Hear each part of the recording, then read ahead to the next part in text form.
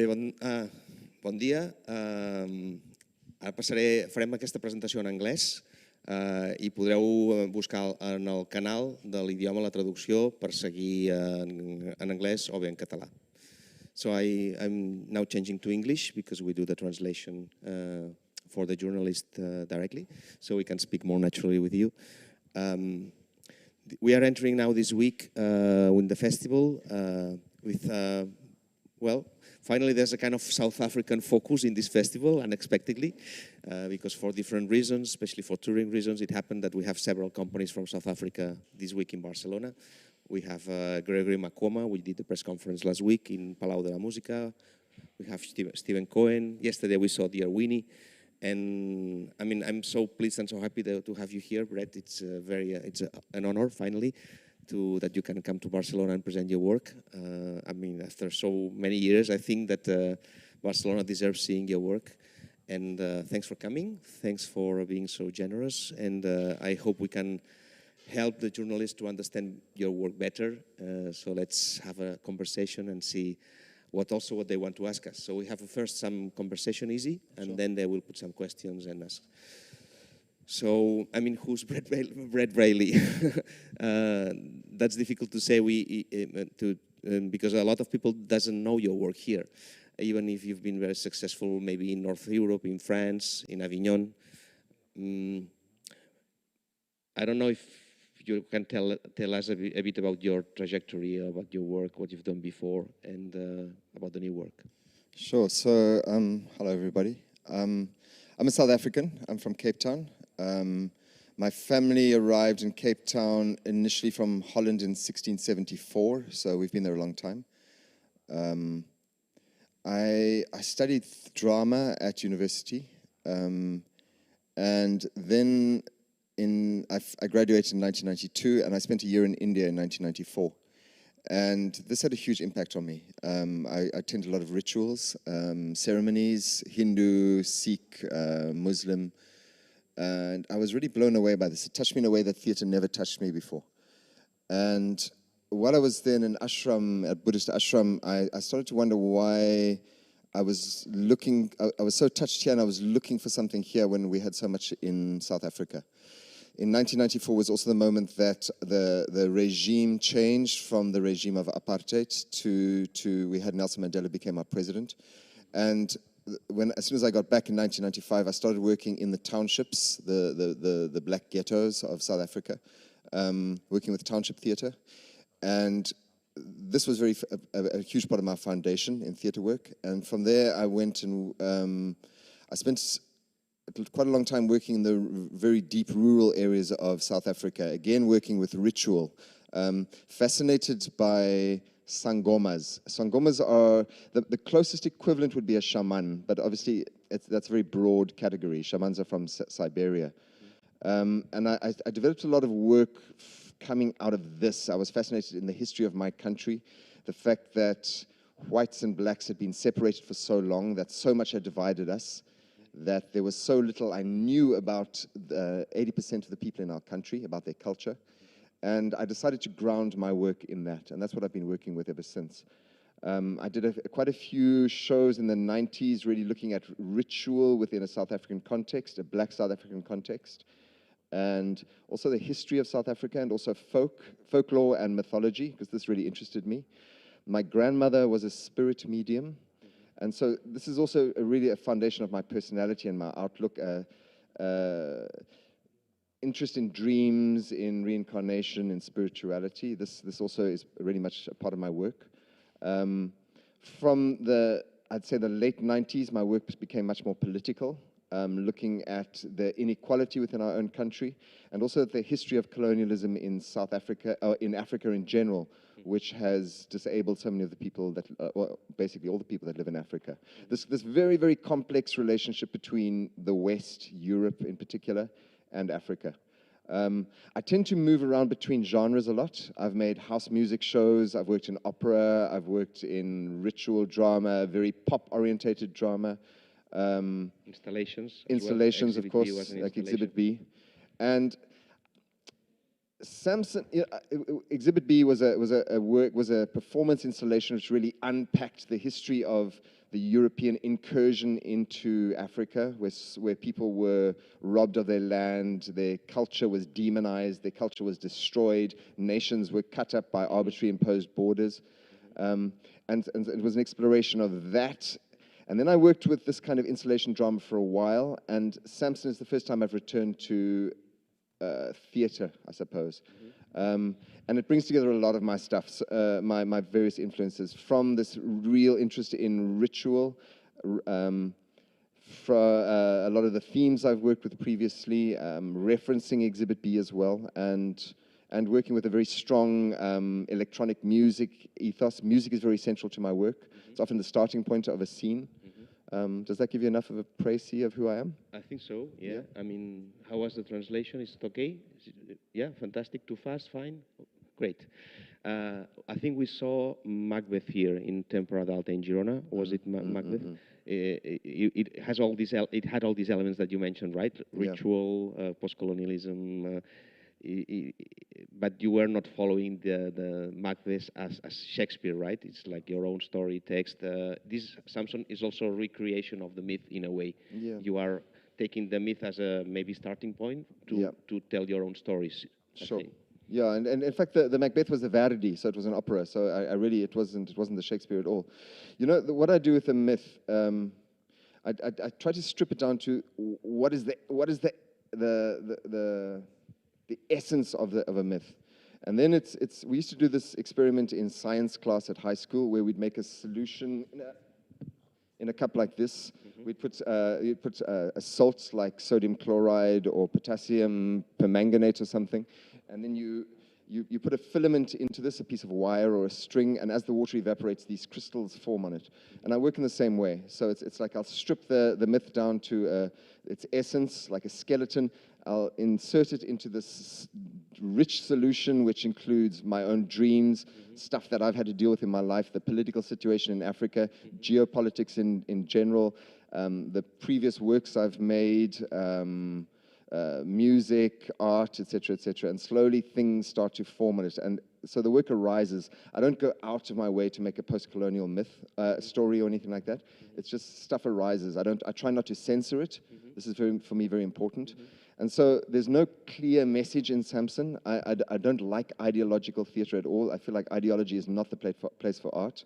It's great for journalism and for academics and for these kind of things. But for me, art is so rich if it has a lot of ambivalence, ambiguities, paradox inside it. So for me, it should be like a dream world where you're left with a very rich a sequence of images and feelings, and you're not really sure necessarily what it's all about, but it haunts you, and for some days afterwards, it still exists inside you, and you've got to try and work out what was that really all about.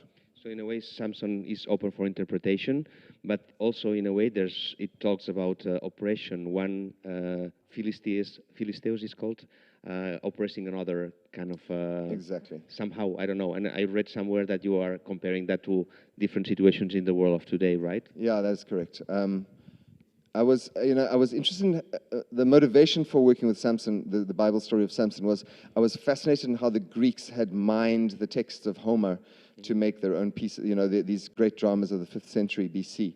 And so I thought, let me look at the Bible. I'm not a Christian, but it's certainly the text that has shaped the zeitgeist of the West for 2,000 years. So I went backwards and forwards looking for stories, and somehow the Samson story kept snagging me, and I couldn't really understand why. But I think that at the heart of it, it's one nation has conquered another nation. And then it's this strong fury and resistance that comes out of that. And that's really much what I'm working with. Not only in the South African context, as you said. I mean, this is happening in Xinjiang province in China. This is happening in the Middle East. This is happening in Israel, Palestine. So many countries in the world are grappling with this issue of people that have been marginalized, oppressed, disenfranchised for so long. And how long can we contain that anger? That anger starts to explode all over the show. It's like if we have I'm speaking quickly. If we have I'm slowing down. If we have a psychological problem within ourselves and we repress it, it's going to start breaking out in our bodies or in the way we are with other people. And so for me, Samson becomes the avatar of this repressed fury that explodes We see that, I mean, terrorist attacks that have happened here in Spain, in France, Here in so many parts of the world. in front of here. Yep. Oh, really? So, I mean, this is a story we all know. And, I mean, there's one question which the storyteller, I've got a narrator who tells the story in the work. He keeps saying, we see and we look away. We hear, but we don't listen until it's too late to ask ourselves why. You know, we tend to ignore what's happening around us, and then it explodes, and we say, man, where did that come from? Why didn't we look after the situation in time? We don't know much about theater in Africa. I mean, the few things we've seen here, we see there's always a use of music, dance, in your case also images, visual art as well, maybe. We had a big exhibition last year here of Willem Kentridge that gave us a bit of an idea of his universe.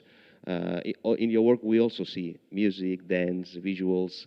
I don't know if it has to do with the place you live in, or if it's just the way you express.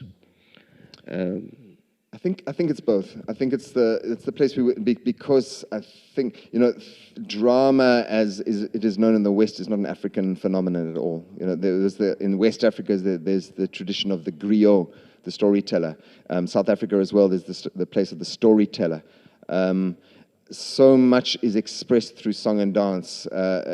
War, the desire to go to war, the pumping up of the energy to go to war is expressed through song and dance. The grieving at a funeral when somebody dies, nationalism, patriotism, these are all expressed through song and dance. And this has found its way into the vocabulary of South African theatre makers. And obviously I'm working from that. Also because music is so central to how I work, and I mean, my head is like a jukebox. There's always music playing inside me. That it always permeates my work. Yeah. Does it have to do also with the idea of ritual in a way that you are interested in? Exactly. I'm fascinated in ritual, and I think ritual is more of ritual touches me much deeper than ceremony than theatre does, Than text. And certainly than text does. I'm not such a good listener in theatre, so I don't go to the theatre so much myself, and when I do, I'm watching more than listening. It's different with cinema for some reason. Cinema I can really listen, but theatre I find it very difficult to listen. And so text is always subordinated to the image and to the music and to the atmosphere that I'm creating. With Samson, my lead performer is a sangoma. This is like a shaman. Is it a real one? He's a real sangoma. So he has an interesting story. His great-great-great-grandfather, sometime in the 19th century, was murdered in an intertribal war or battle. And he himself was a sangoma. He worked with a very strong spirit. These are healers, actually. You know, it's not witchcraft. They're healing people. They're in touch with the ancestors of their nation. Slow down a bit. It's fine. Okay. Okay, go. Just. Yeah, I'm a machine gun mouth. Go ahead, please. They're in touch with the ancestors of their nation, and so there's always a movement from the traditions of what has gone before and how it infuses the present. So any problems in society are dealt with through connection to the ancestors. So when he was a baby, I forget whether it was 2 months or 2 years old, he died.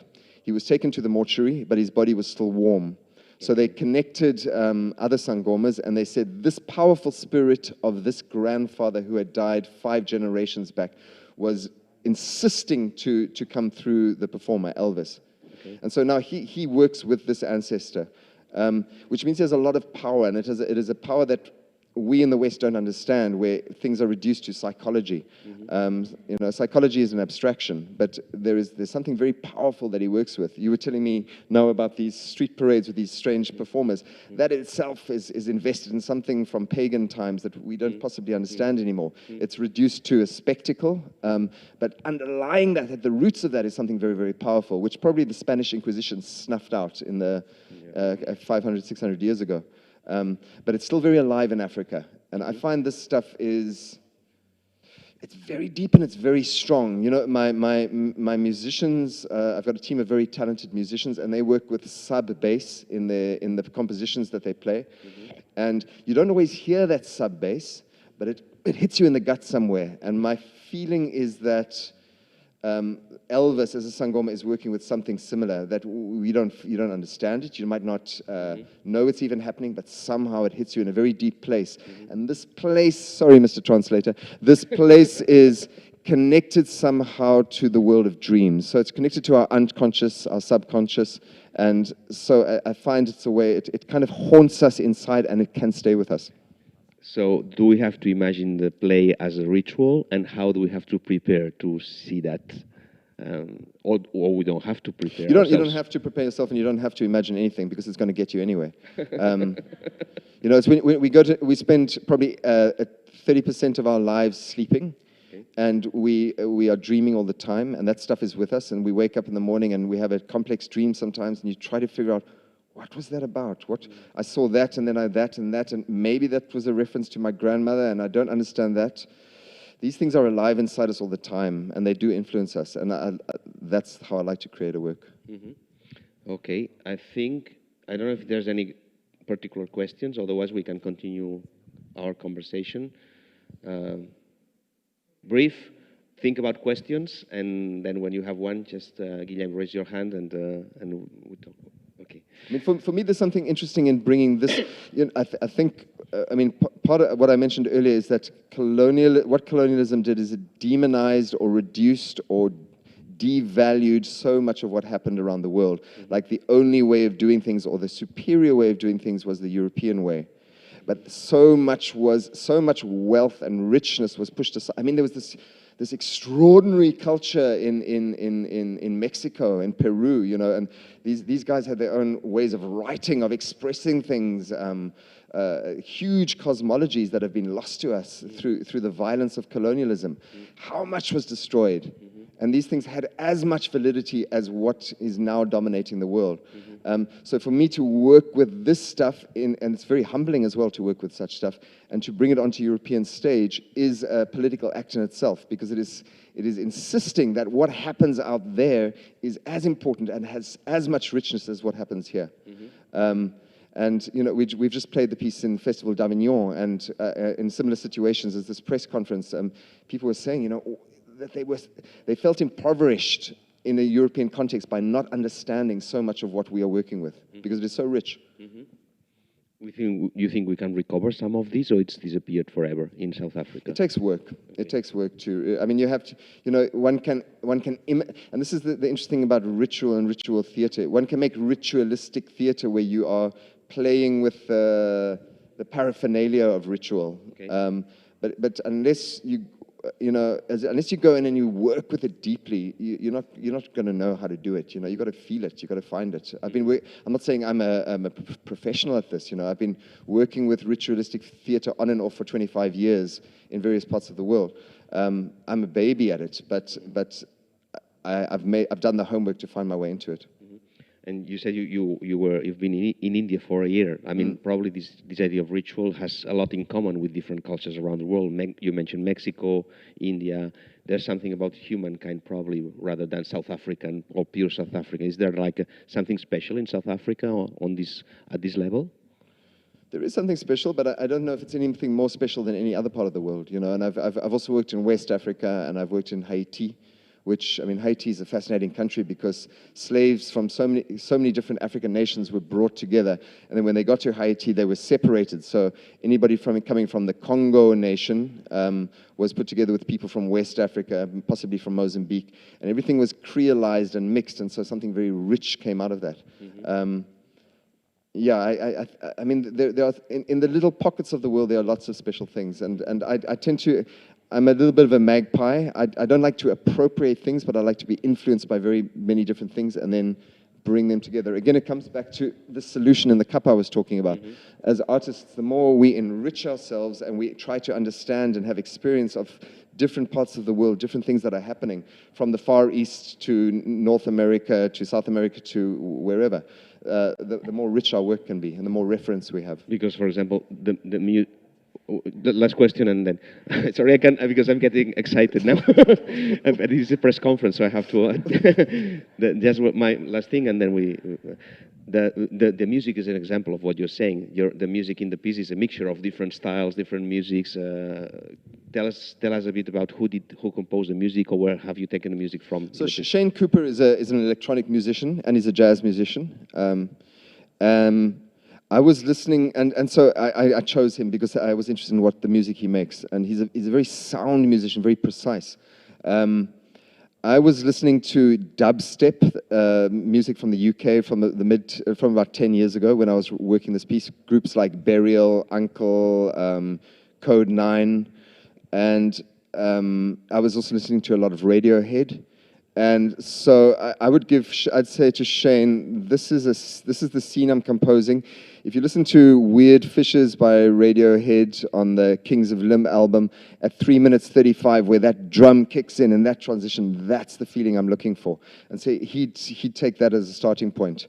And so that kind of electronic, some of it quite ethereal music, some very heavily rhythm-driven, mixed with African traditions.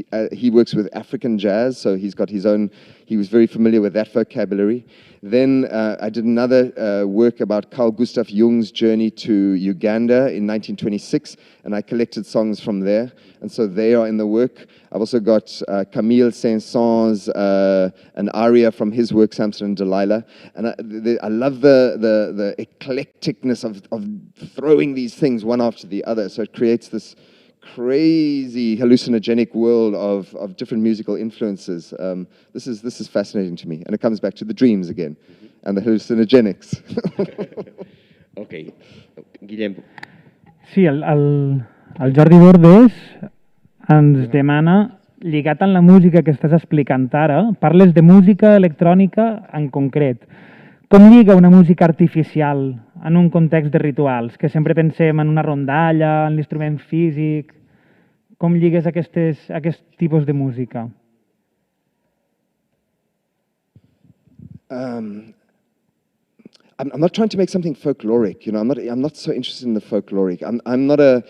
For me, it would be politically wrong for me to try and create a traditional South African ritual on stage and to bring it here as an exotic spectacle for Europeans to sit like this about. You know, it was done for too many years.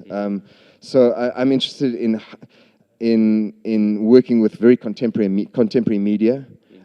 To rather work with the dramaturgy of a ritual, the way I've experienced it, and to find rhythms within much more contemporary music that do something similar. I'm also interested in reaching people in Europe and around the world, and that folkloric stuff can be charming, but it's also I'm very suspicious of it. Yeah, yeah. Does that answer your question? I think so. Una pregunta és, quan aquesta persona que és un sangoma, no?, que diu que és el protagonista, com va aconseguir-lo portar a l'espectacle? Perquè imagino que no era un actor, pregunto, i quina és la seva feina allà? Yeah, so I spoke about Samson as the avatar of this fury, and the image that came to me is Shiva, the Indian deity who dances the world into creation and then dances the world who destroys the world with his dance. And I felt that the most interesting way to capture this extraordinary power is through dance. And so I was looking for a dancer. And this obviously connects with my interest in shamans, sangomas in South Africa, who incarnate the ancestors that they're working with through a dance and through the music that they're working with. So I was looking for somebody like this, but I was looking amongst contemporary dancers, and in an audition I found Elvis Sibeko, who is a contemporary dancer. He's a trained contemporary dancer. He also is a sangoma. And I didn't even know this in the audition until he mentioned it to me, and I said, okay, so you've shown me what you can do with pointed toes and nice gestures, but I want to see now the other stuff. And when he just started to do it, I just felt the hairs on my arms rise. And we did something really interesting when it came to the rehearsal process, because for him it's always a battle to keep this ancestor in check. You know, this ancestor wants to rise up all the time. So he's developed barriers within himself, or boundaries, to be able to keep this ancestor in his place. But as soon as he gets tired, really exhausted, the boundaries start to become more porous, and so this ancestor can manifest. So in rehearsals, I would play for a particular song, I would play the song over and over again and dance him into a point of exhaustion, and then the ancestor would inhabit his body, and the ancestor would start to dance in Elvis's body. Elvis at this point is completely unconscious. He has no idea what he's doing anymore. And we recorded this on my cell phone, and then he learned the choreography that his ancestor had made. So in fact, this ancestor, I mean, if you're willing to enter my universe, this ancestor from 5 generations back is actually the choreographer of the piece. Is that mentioned in the... No. Guillem? Sí, ens pregunta també el Justo Barranco de La Vanguardia. Ha parlat de repressió i explosió. Com interpreta el que succeeix a les carreres de Sud-àfrica aquests dies? L'explosió, els saquejos...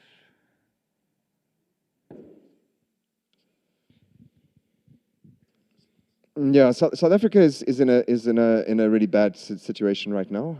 As people are probably aware, there are huge-scale riots in the province in which Johannesburg is the center, and the eastern province, KwaZulu-Natal. When in 1994, when the ANC took power, they came with a lot of promises: equality in opportunity, equality to resources, to wealth, to education, etc. These promises have, by and large, not been delivered upon. There's a lot of anger. There's a lot of frustration. There's a lot of hunger. This has been exacerbated, obviously, by COVID, which, as it has done all over the world, has robbed so many people of their income, of their access to anything, of the access to hope. I mean, hope is something that keeps us afloat. Where hope is gone, things start to break down. Our government, we had this monster president, Jacob Zuma, for 8 or 9 years, and he was replaced by Cyril Ramaphosa, our current president. But basically, the ANC, the African National Congress, is split more or less 50-50 between these two factions. The one faction is much more traditionalist, based in a chieftaincy system, which used to govern Africa, Southern Africa, and the other one is much more forward-thinking. And so there is this constant friction and anger and rivalry within the party, a kind of sickness within the party, which prevents so much of the changes that the country needs from happening.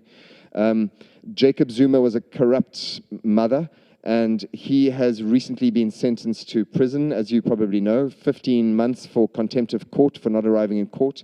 And his family has mobilized his side of the party, which has then been opportunistically co-opted by criminal gangs, and this is what is presently happening in South Africa. So it's a combination of all these. It's kind of a perfect storm situation: poverty, corruption, and this political rivalry that is tearing the parts of the country apart.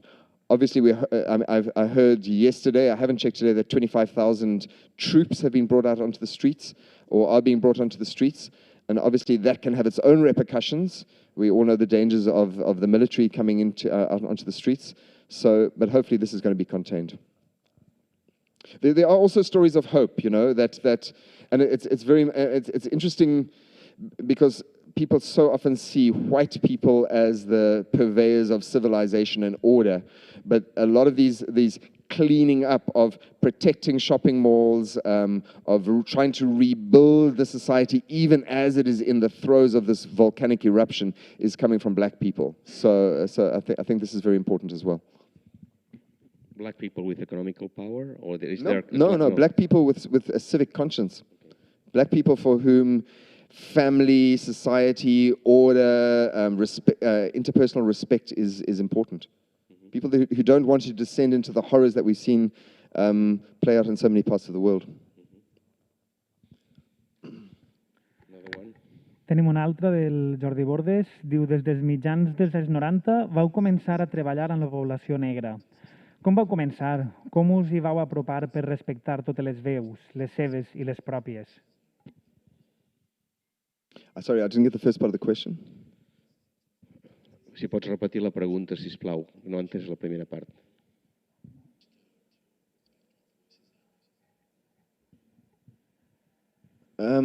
It's just through experience, you know, and through realizing. I mean, these people are the people I live with in the country that I live with. You know, I started off working training actors at a community drama school, and then I went into the rural areas of South Africa and worked with people there. I studied the folklore of those people. I'm very attracted to these sangomas because I think it's kind of in my. It's in my family orientation, my grandmother being a medium, so these are the people that attract me. I've worked in Zimbabwe with black artists. I've worked in the Democratic Republic of Congo. I've worked in Haiti. I've worked in Uganda. I've worked with Exhibit B, which was the work I mentioned earlier, which was this performance installation around the horrors of colonialism. We made it in 23 cities around the world, and each time I worked with black people who were living in that city. So some of them were immigrants, some of them were second or third generation there. And again, it's like working with ritual. One starts to create ways of, through respect and through being very open about where I come from, that my great-great-grandparents might possibly have been slave owners, that the cousin of my grandmother was an apartheid prime minister in South Africa during the 1950s. I'm very open about this, you know, and so, you know, I see, as much as I see black people victims of colonialism, I see white people in my country as victims of apartheid as well. We were programmed to regard the other, as less than ourselves, and it's being very upfront about that, you know, that we ourselves have to go through a process of deracination in order to open up and to be able to respect these people as human as ourselves. Most of your actors are black, always? Yeah. Generally, most of my actors are black, yeah. Not always, but generally. And that is, you know, that's, as I said, in the 90s, I made a decision to work with black people, and it was also how, at that time, it was how to bring the stages, the theatrical stages of South Africa, which had for so long been dominated by white actors and white theater, how to create something else, and how to, using the position of privilege that I had, how to be a conduit for that to happen. And then somehow I've kind of stayed there, and we all find our zones of comfort and discomfort. And so that's where I work now. Guillem, què et sembla? Més? More questions. Wow, that's amazing. They are asking a lot. Fantastic. Tenim una altra pregunta. Hello, I'm Alex from Recomana. I'd like to ask about the role of Delilah. Delilah. I think you're going to have to wait till you see the show. No, I'm interested in Delilah. So in the Bible, Delilah is she's a Philistine woman. So she's a woman from the oppressors with whom Samson has an affair, and she then for pieces of silver, she finds the secret of his power, and thereby his hair is cut. His power is in his hair, and he is just disabled. But I'm very aware that so many myths, and also within the Bible, that women are always the betrayer, the treacherous one, because somehow there's this patriarchal ethos that infuses the Bible.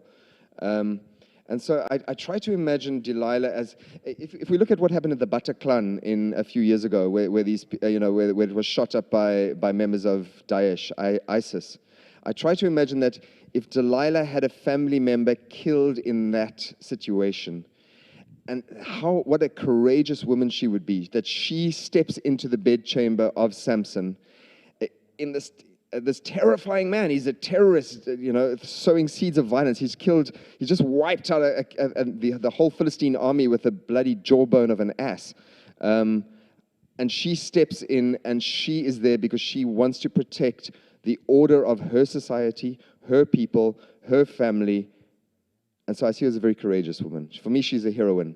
And this is, again, comes to the difference between ideological theater or art which really pushes one thing, whereas for me, this thing of ambivalence that we can shift from like this and allow the audience to make their own mind up. I don't take sides. I think, I mean, my heart is on one side, but I'm also realized that if my mother was worried that I might be killed by somebody no matter what, she would go out to do that for me. And for me, Delilah is a protector of her nation.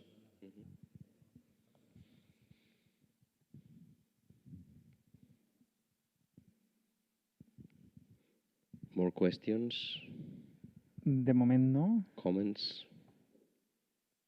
No? Ok. És una curiositat. Digues, endavant. Però mira, me'n recordo que ayer vi en Dear Winnie, ¿no? L'obra que vi ayer. Ell la va veure ahir també. Sí, estaba, hubo una referencia a Morgan Freeman haciendo de Nelson Mandela. Entonces, como él trabaja con muchos actores negros en Sudáfrica, yo quería saber si ahora se hiciera esta película, ¿se haría con un actor sudafricano o no? I didn't see the movie. I'm not a crazy fan of Morgan Freeman. Not a crazy fan of Hollywood, actually. I think I was Invictus, right? That's the film? Invictus. Yeah. Would they do it again? I don't know. It's Hollywood. You know, Hollywood is going to make those decisions. Hollywood's going to look for a big name. I suppose that you know that, and we don't know what COVID is doing. But as South African actors, maybe black actors gain more prominence, maybe they'll become big enough to get names. I mean, our biggest name South African actor now is Charlize Theron, but she's a white woman. Whether Trevor Noah would ever play Nelson Mandela, I'm not so sure. But you know, maybe that's an option. I can't imagine it. Y por ejemplo, la situación del teatro en Sudáfrica, ya que le tenemos aquí, ¿nos puedes explicar un poco más? O en África en general. Sí, pero claro, África en general sí, pero antes decías, ¿no?, que ahí todo se expresa mucho más a través, la danza es muy potente y siempre lo ha sido, la tradición del teatro quizá, no sé, no interesa tanto, o sí, ¿cuál es la situación allí? Y cuál es la situación, también me interesa del cine, porque es una gran ventana realmente al mundo, porque es más fácil que lo vea mucha gente. So let's start with cinema. I don't know too much about cinema, actually. South Africa is cheap for Hollywood productions to come and shoot in. So there's quite a few Hollywood, and it's very, very, very, very beautiful. You know, the landscape is geographically very diverse. So it's certainly a place where a lot of Hollywood movies get made, and then they will use South African extras sometimes. So I can't generalize about African theater. Africa is a very, very big place, and it's theater as we know it in the West is a European phenomenon. It's a Western phenomenon. So, what would suit the tastes of European audiences is not often being made very widely in Africa. A lot of it would fall under the banner of what Europeans might see as folkloric, but it certainly has its place within its own context. There are small in Bamako, in Mali, in Ouagadougou, in Burkina Faso. There is a theater festival there. In Kenya, there is theater. In Northern Africa and some of the ex-French colonies, there's Tunisia, Morocco, places like that, Egypt. The theater is alive there, often having to deal with censorship, and so there's strong rules about what people can say and what they can't say. In Zimbabwe, until recently, theater was alive there, but in a kind of quasi-colonial way. South Africa, it has been very alive until quite recently. You know, we had a very big festival. It's still existing, but only online now. Our National Arts Festival. And there's, you know, and there are theaters in each of the big cities. But the arts subsidies have been declining rapidly recently. That's because of our economy has been declining. A lot of money that is meant for the arts tends to go into the pockets of people who have affiliations with those who hand out the money. You got me, Mr. Translator? Yeah. And then with COVID, there's been obviously a complete crisis. In Cape Town, one of the main theatres has closed up completely. It's gone dark forever. Another theatre which was to have premiered 2 new works probably about 6 weeks ago. The first time it was opening in several months due to COVID. COVID was found within the team of the theatre, and so those 2 works crashed. It's in a very bleak situation. I was speaking to a friend of mine, Thomas Valgraaf, he's based in Rio de Janeiro now, and talking about, he was speaking about Lisbon? No, he's in Rio now. But he was talking about how dire the situation is in Rio de Janeiro. You know, obviously under the Bolsonaro regime, and then also with COVID, how many artists have gone back to living with their parents, and it's very much the same situation in South Africa. It's very, very bleak. We're very, very, I mean, you were saying you were honored for us to be here. Man, 100 times more from our side, to be the privilege of being here. Extraordinary. I think we forgot about something. Is the visuals, I mean, there's a lot of images, visuals in the piece. Can you tell us a bit about that? And because I read somewhere that you got inspiration from like a city in Italy or something like visuals in the piece. How important they are, or what can we see? You know, when I had to make the decision when I was at university whether I wanted to be a visual artist or a theatre artist, and I chose theatre, but I could have gone the other way as well. And so I use visual elements, imagery, not to illustrate, but to tell a story as well. So there's another thread going. The other threads. There's a dramaturgy going through the images, constantly intersecting with the music and the narrative and the performance. I work with a large screen. It's a 6x8 screen projection. I spent some time in Sicily in 2017 while I was writing the work, and I was fascinated with the medieval and the Baroque, the frescoes on the walls in the churches, etc. And these little city-states, these little kingdoms on the top of mountains. And you know, there's this cliche of the fortification of Europe in the face of the so-called refugee crisis. With Frontex guarding the borders, you know, and all this kind of stuff happening. And so I was captivated by this. So a lot of the styling of the first act is taken from these frescoes. So what I would do is I took a lot of photographs when I was in Sicily, and also on Google Images I would find images and I'd cut them out and I would make collages of the various backdrops. And then I worked with a friend of mine who's a visual artist, a South African living in Canada. She came and spent a month-long residence with me, and she took each of those elements and illustrated them graphically with colors, with pencil, with paints, with collage. And then I scanned them back into my laptop, and then I recomposed them on Photoshop again. So all the individual elements are then recollaged on Photoshop, and this is then handed to a videographer who animates some of them. So there's this because I'm interested in Samson as we talked about the Philistines and the Jews. I'm interested in Samson as somebody who comes from possibly Africa, who crosses a sea, possibly the Mediterranean Sea, and arrives in the imperial kingdom somewhere in possibly Europe. It's never stated as explicitly as this. And so I'm drawing from both from Africa and from Europe. But then I also, as the music starts to surge into the more Radiohead pop influenced stuff, the images become much more contemporary and more of a groove. Abstract, maybe also. No, not Dreamy. Abstract, groovy. Funky. Okay, I think that's kind of it. If there's a last question or no more questions, is there anything else you want to add, or we finish here? No, I think I'm okay. I think you've done very well. Thanks, guys. Then thank you very much. Looking forward to seeing you. Yeah, too. I, sisplau, veniu a veure l'espectacle. És una ocasió única, meravellosa, no us ho perdeu. Thank you.